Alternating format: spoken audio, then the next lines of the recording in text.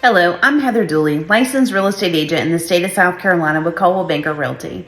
South Carolina license law requires real estate agents like myself to go over the South Carolina disclosure of real estate brokerage relationships and to give you a meaningful explanation of agency relationships that you may encounter.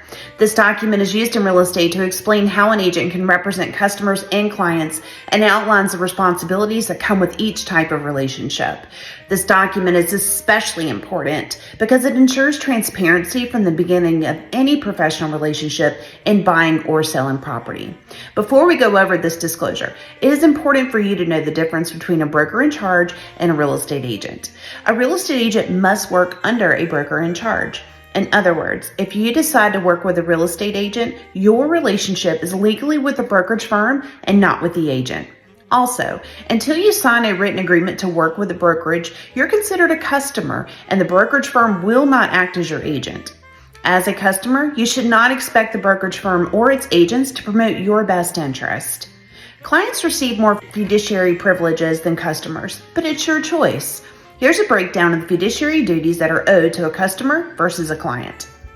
Customers receive basic duties, such as present all offers in a timely manner, account for money or other property received on your behalf, provide an explanation of the scope of services to be provided, be fair and honest, and provide accurate information, provide limited confidentiality, disclose material adverse facts about the property or the transaction which are within the agent's knowledge.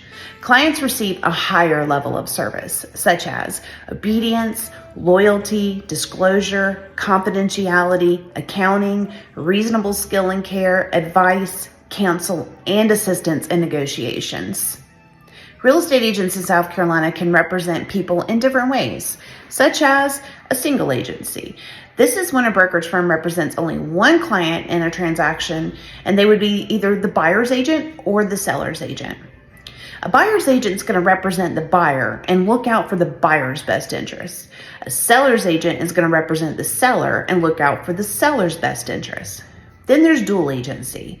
This is when an agent can work for both the buyer and the seller in the same transaction, but has limits on how much they can advocate for either side.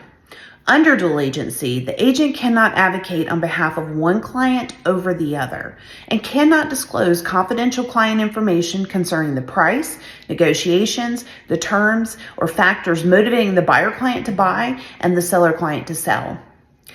Designated agency. This is when a broker in charge may designate an individual associated agent to act solely on behalf of each client.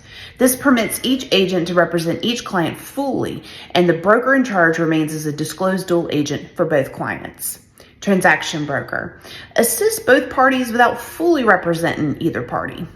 Before you commit to an agent, they must provide you with this disclosure so that you have an understanding of exactly what type of relationship and services to expect.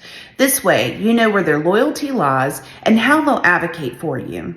The goal of this disclosure is to make sure there's no confusion about who the agent is representing, helping to prevent potential conflicts of interest. By being clear from the start, both the agent and the client can build a trustworthy relationship.